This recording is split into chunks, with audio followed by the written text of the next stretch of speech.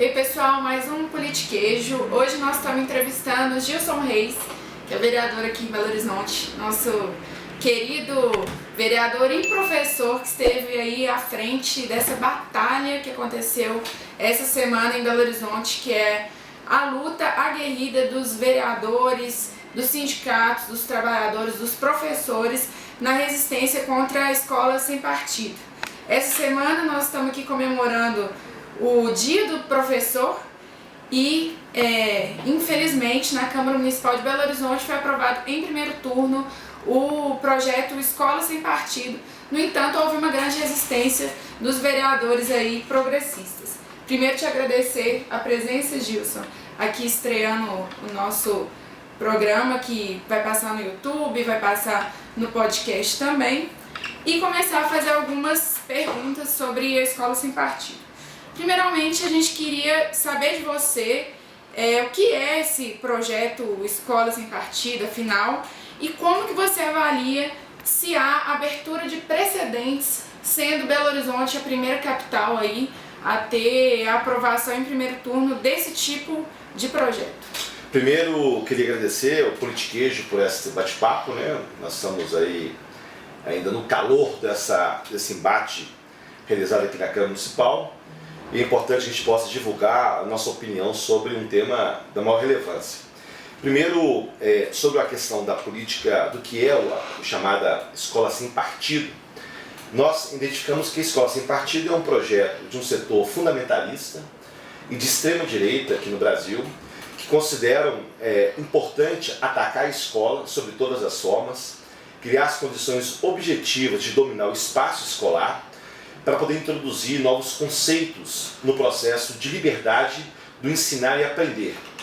E há duas variáveis nessa discussão. A primeira variável diz respeito à questão da sexualidade humana. Eles consideram, o setor fundamentalista, que a questão da sexualidade ela não pode ser tratada na escola. Ela tem que ser tratada na família ou na religião. E nós achamos que a questão da sexualidade, além de estar no programa curricular das escolas, eu sou professor de biologia e nós tratamos fisiologia, aparelho reprodutor humano, genética, um conjunto de questões que envolvem a sexualidade, que ela é um tema recorrente e permanente na escola. E para além da discussão da sexualidade, o que nós temos que discutir, que na sociedade nós temos pessoas que têm identidades sexuais as mais variáveis, né? E portanto é preciso reconhecer essa diversidade e que a sociedade e a escola, o espaço do saber também e de estabelecer essa relação de respeito às diferenças para que possa ser discutido e ampliado esse debate no cotidiano. Então essa é a primeira questão. E a segunda traz a questão da política. Eles consideram que a escola é um espaço de formação de comunista, como eles dizem, né? Nós somos, a sociedade brasileira são todas formadas de comunistas porque os professores são comunistas e portanto nós estamos ensinando essa ideologia para a juventude. Se nós tivéssemos realmente ensinado as nossas crianças ao conceito marxista-leninista, com certeza nós não teríamos bolsonarismo no Brasil. Então isso está muito distante da realidade nossa. Acho inclusive a escola peca muito em não discutir mais política, discutir a compreensão histórica dos fenômenos históricos, não só no Brasil como no mundo. E nós temos aí um retrocesso já no último período no que diz respeito à relação do ensino-aprendizagem nas escolas. Portanto, as duas questões que envolvem essa política são profundamente desmascaradas no momento em que a gente começa a aprofundar os objetivos da escola. E a nossa resistência na Câmara foi isso. Foi a primeira capital a aprovar em primeiro turno. Nós tivemos uma resistência aqui de 15 dias aqui na Câmara Municipal, de obstrução. Foi uma valentia que nós imprimimos aqui nesse último período. Isso foi importante porque vazou para a sociedade esse debate e hoje ele não pertence à Câmara, ele pertence à cidade de Belo Horizonte. Então em toda a sociedade esse debate, e nós achamos que nós conseguimos um êxito político a transportar e a transformar esse debate num debate de todos nós. Porque a escola não é um problema do professor e um problema do aluno, é um problema da sociedade. Então acho que nós saímos bastante fortalecidos nesse embate da Câmara e aqueles que ganharam bastante enfraquecidos. Essa é uma contradição dialética, porque aqueles que venceram a votação em primeiro turno, saíram daqui bastante desmoralizados por defender uma tese numa Câmara fechada, cercada pela polícia, sem a presença de populares, e nós consideramos esse efeito da restrição democrática um efeito importante no embate político. A gente também ficou pensando, Gilson, enquanto assistíamos a tudo isso, né, que essa escola sem partido, que na verdade é um partido com ideologia, é uma lei da mordaça, né, que afeta o livre saber e tudo mais, tem acontecido em alguns lugares do mundo coisas paralelas assim que são um pouco preocupantes. Na Alemanha, por exemplo, tem um partido de extrema direita, o AfD, que elaborou um site para os alunos denunciarem ali os professores que não se mostram neutros dentro de sala de aula de acordo com eles. Tem aqui os nossos vizinhos latino-americanos também, o Peru, o Equador, Chile, Argentina, o próprio Paraguai, que há uma articulação forte em torno de uma campanha lá que se chama Com mis hijos no te metas. E no próprio Estados Unidos, os pesquisadores já sinalizam aí há algum tempo um silenciamento frequente dos professores dentro das salas de aula. Você avalia esse caso no Brasil, esse pacote, né, a lei da mordaça que vem se espalhando no Brasil, como também um avanço dessa extrema direita no mundo como um todo? Como que você avalia essa questão política mundial? Nós não somos uma ilha, o Brasil não é um país ilhado. Portanto, nós estamos dentro de um contexto global, de uma geopolítica novíssima, que ela se implanta a partir da crise de 2008 nos Estados Unidos e na Europa, uma crise profunda do sistema capitalista, que levou à quebradeira de vários bancos, à quebradeira dos Estados-nações, né? Isso determinou uma situação de retrocessos sociais, de direitos profundos na Europa, principalmente, mas também nos Estados Unidos. E agora nós vivemos aqui no Brasil a repercussão e o desdobramento dessa crise de 2008. Desde 2014 nós viemos acumulando crises, né, de crescimento, desenvolvimento do país, retrocessos sociais, enfim. E na América Latina como um todo, houve uma ofensiva. Então o que nós temos hoje é uma situação nova, onde uma extrema-direita vinculada aos setores fundamentalistas em todo o mundo tenta impor uma nova lógica para a sociedade. E o que nós estamos fazendo é resistindo. Nós temos uma resistência no mundo todo. Já surgem novas possibilidades de derrotas desse setor, mais especificamente na América Latina, na Argentina, as eleições agora em outubro, no próprio Uruguai, que havia possibilidade, esse embate no Equador nos últimos dias, que vem também nesse sentido da diminuição dos direitos, do ataque desses setores, a resistência na Venezuela. Nos Estados Unidos, com Trump, também há uma possibilidade da derrota dele próximo ano, já identificações dessa possibilidade. Então, esse setor que formulou uma política de contraofensiva do capital, da redução de direitos, do Estado mínimo, ultraliberal, misógino, fundamentalista, nacionalista, né? Não permitir inclusive a circulação das comunidades pelo mundo afora, tudo isso é parte do mesmo processo. E aqui no Brasil nós estamos enfrentando um governo Bolsonaro, que acabou identificando-se com essa nova concepção de mundo, aproximou-se dos Estados Unidos, da política americana e de setores reacionários do mundo todo, né? Relação com a Áustria, relação com os países aqui da América Latina que têm buscado também construir essa concepção de mundo, e o enfrentamento ele é global. Nós não podemos isolar o Brasil do contexto internacional, mas o que nós estamos vendo com bons olhos é a resistência do povo, né? E dos países. Por exemplo, Portugal agora, as eleições em Portugal, também na Espanha, na própria Itália, que também havia um processo. Então, há lutas e resistências que vão abrindo espaço para a construção de um mundo diferente desse imposto a partir de 2008. Voltando aqui ao caso do Brasil, a gente fez também um levantamento de que o projeto Escola Sem Partido, a nível nacional, ele já foi rechaçado juridicamente, né, na esfera do STF. Queria que você explicasse para a gente também como que isso implica, se há a divisão dos três poderes aí do legislativo, por que há a possibilidade de ser passado aqui em primeiro turno ou em segundo turno, dentro de uma Câmara Municipal, um tipo de projeto que já foi vetado pelo STF, que é inconstitucional, e aí as pessoas estão se questionando por que a Câmara tem autonomia de passar um tipo de projeto desse, que já é rechaçado pelo STF. Como que os vereadores seguem debatendo uma coisa que é inconstitucional, assim, como que você avalia isso também? Olha, primeiro sobre a inconstitucionalidade do projeto, eu dirijo uma entidade chamada CONTER, Confederação Nacional dos Trabalhadores de Estabelecimento de Ensino, uma entidade nacional que reúne em torno de 1,5 milhão de professores e auxiliares de educação. E quando foi aprovado esse projeto em Alagoas, nós entramos com uma ação, uma ADIM, ação direta de inconstitucionalidade no Supremo Tribunal Federal, solicitando uma liminar, e essa liminar foi dada pelo Barroso, ministro Barroso, do Supremo. Então, o efeito dessa lei lá em Alagoas ele foi suspenso por determinação do Supremo dizendo da inconstitucionalidade da lei. Então, porque trata-se de uma questão que está regulamentada por leis nacionais, a LDB, a própria Constituição, a Diretrizes Básicas da Educação, um conjunto de normas e regras que foram, ao longo do tempo, sendo estabelecidas na educação nacional. Então, ela desrespeita regras pré-estabelecidas e, portanto, o próprio Supremo definiu como inconstitucional. Também, recentemente, o Supremo definiu uma questão relativa à liberdade de cátedra, ou seja, o professor ele tem a liberdade de cátedra no interior da escola, ou seja, o ensino, a relação ensino-aprendizagem, ele tem que ter autonomia. E mais que autonomia, não existe relação que não seja do ponto de vista ideológico. A educação é um processo ideológico também. A construção da sociedade é na busca do conhecimento e das contradições estabelecidas pela história.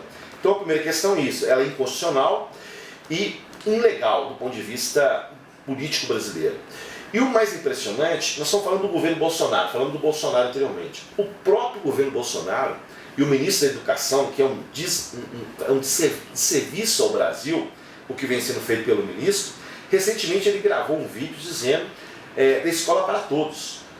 Ou seja, na verdade ele vai confrontar com a ideia da chamada escola sem partido, que é uma visão de uma escola do único partido, para poder trazer um elemento de escola mais ampla. Por que isso? Porque a gente identifica que na sociedade brasileira e mundial, os liberais, historicamente, foram contra qualquer intervenção do Estado no direito de aprender e ensinar. Aliás, o liberalismo surge na humanidade questionando o poder do Estado absolutista da Igreja, vinculado ao sistema naquele período, que vai questionar. Ou seja, a contra-reforma da Igreja e da religião surge justamente no momento de contra-ofensiva do liberalismo na construção da liberdade, não só na circulação de mercadoria, na circulação do conhecimento, mas também na relação da educação. E é justamente nesse período que é constituída a escola, a universidade. Aí surge o iluminismo, o humanismo, o racionalismo, que vai ser a base constituinte das escolas. E o que eles propõem é rasgar tudo isso como conceito histórico e dizer que a escola deve implementar uma única visão de mundo, que é uma visão dogmática vinculada aos interesses das religiões e principalmente das religiões neopentecostais. Então ela já está amplamente derrotada politicamente, juridicamente e socialmente, mas aqui em Belo Horizonte setores reacionários e setores fundamentalistas tentam impor esta lógica, porque me parece que tem muito mais a ver com as eleições do ano que vem que propriamente um debate de cunho político e ideológico.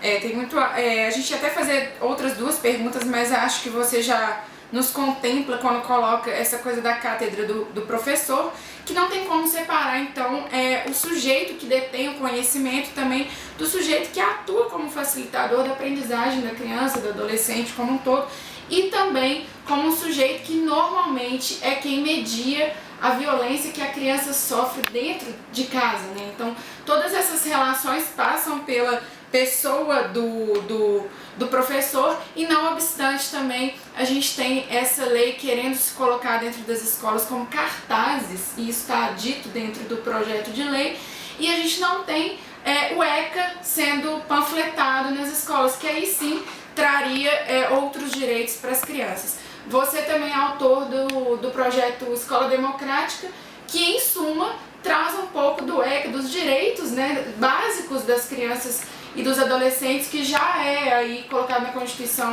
Federal há muito tempo e que traria então direitos reais e não essa cortina de fumaça que é o que propõe o Escola Sem Partido, né, a lei da mordaça tão fora do contexto moderno de hoje em dia.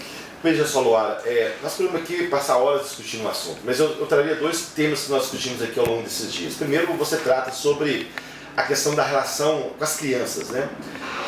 Nós conhecemos por dados que 68% das crianças que são estupradas no Brasil são estupradas por pessoas da própria família. Padrasto, pai, irmão, primo, né? E normalmente esses casos não são resolvidos na família, são resolvidos na escola. Porque é ali que o professor vai identificar que aquela criança, meninos e meninas que são violentados dessa forma, e muitos de forma violenta mesmo, né? Além do estupro, que já é uma forma violenta de atingir as pessoas, que vai reconhecer as mudanças psicológicas daquela criança e vai aproximar, vai chamar o Conselho Tutelar, vai chamar os instrumentos do Estado para poder buscar compreender o que está acontecendo. Na verdade, o que esse projeto propõe é eliminar essa possibilidade, né? Porque já que a sexualidade vai ser tratada no interior da família, é o que eles propõem, então criar muito mais dificuldade a relação dessa criança no interior da escola, na medida em que é proibido discutir isso na escola. Então isso é um desserviço ao próprio processo da relação da sociedade. E segundo, sobre a questão LGBTQI, que é também um tema importante, que ganhou uma repercussão enorme no último período, e que as pessoas precisam ser respeitadas, né? A identidade sexual das pessoas, a forma como que ela vai relacionar as suas emoções, as suas relações afetivas, isso importa a elas. Mas também importa a sociedade, na medida em que nós temos, por exemplo, um transexual no Brasil, ele tem uma expectativa média de vida de 35 anos de idade, porque são assassinados, né? Porque não conseguem emprego, porque são expulsos das escolas. Então a educação também é um espaço de ensinar a nossa juventude, a nossa criança, de que as pessoas são diferentes sobre todos os aspectos, inclusive na sexualidade. Então a escola é o espaço do debate, do conhecimento e do reconhecimento que as pessoas são diferentes. E eu ser diferente de você, ou diferente de outra pessoa, tem que ter o reconhecimento da educação como um fator importante de construção de uma sociedade que seja equilibrada e respeitosa nas relações sociais diárias que nós convivemos. É importante você falar em reconhecimento da educação justo nessa semana, que é a semana do Dia dos Professores, que a gente vê também uma categoria que é tão marginalizada, que é o professor. A gente vai até deixar aqui um trechinho de uma fala sua quando você esteve em Brasília como professor, né, representando a CONTE, e você está ali denunciando até inclusive a coisa a época, né, da reforma da Previdência e a relação da categoria dos professores. O senhor sabe o que é ficar 2, 3 turnos numa sala de aula numa periferia desse país? O senhor sabe o que é ficar 2, 3 turnos numa escola privada desse país sob pressão dos pais alunos? O senhor sabe o que é trabalhar durante a semana toda e no final de semana ficar em casa, sábado e domingo corrigindo prova? O senhor sabe o que é envolver a sua emoção na relação do seu objeto de ensino-aprendizado, que é seu aluno, que tem os problemas lá na família, tem os problemas na sociedade, e viver e conviver com essa tragédia permanente desses alunos? O senhor sabe o que é isso? É uma profissão penosa. Nós temos um alto índice de adoecimento, senhores deputados e deputadas. Nós temos pesquisa do Sindicato de Professores de Minas Gerais. 87% dos professores da rede pública e privada estão adoecidos. Uma profissão, senhores deputados e deputadas, de baixíssimo salário. Então, assim, se a gente quer, de fato, valorizar e trazer luz à escola como um todo, por que não valorizar a categoria dos professores e trazer uma educação libertadora, uma educação acolhedora e não opressora, né? E não continuar marginalizando também os professores. Eu acho que com isso a gente vai fechando essa troca aqui com você e também nos colocando à disposição para fazer esse debate, para continuar fazendo esse debate nas redes, que é o lugar em que a gente tem para fazer, e convidando você a participar sempre que quiser, né? Seus vídeos já estão no Politiquejo aí há um tempo, mas te convidando para participar desse debate. Luara, eu acho que no dia de hoje nós temos pouco a comemorar na educação. Há um retrocesso violento. O governo cortou 40 bilhões do orçamento da educação nos últimos 4 anos. 40 bilhões, né? Reforma do ensino médio, da Base Nacional Comum Curricular, reforma da Previdência, estão discutindo o Fundeb agora, redução do investimento da universidade, na ciência e tecnologia. Então, na verdade, o que nós estamos vendo na educação é um ataque profundo, jamais visto na história do país. Então eu queria chamar a atenção também dos companheiros que nos atendem aqui, que a situação da educação ela é dramática. E a situação dos professores, porque além do ataque à educação, nós tivemos reformas trabalhistas, reformas do Estado, terceirização. Hoje, 40% dos professores da rede pública são terceirizados e precarizados.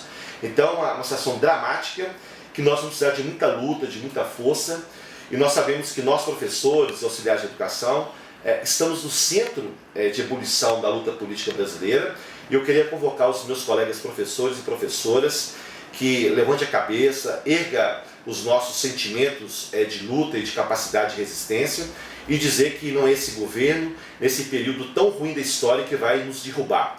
Portanto, é hora também da gente saber das dificuldades, mas também saber que nós temos capacidade de resistir, de lutar e de construir um mundo e uma educação que seja para todos, democrática, plena, desenvolvida num projeto de nação, e que as pessoas possam ter uma formação crítica e autocrítica para ser novos seres humanos, né, capazes de pensar o mundo em nova perspectiva. Então, são desafios que eu considero que a nossa profissão hoje está colocada. Eu queria dar um beijo em todos os professores e professoras e dizer que estamos juntos nesta luta da escola da mordaça, mas em outras dezenas de lutas que virão nesse próximo período.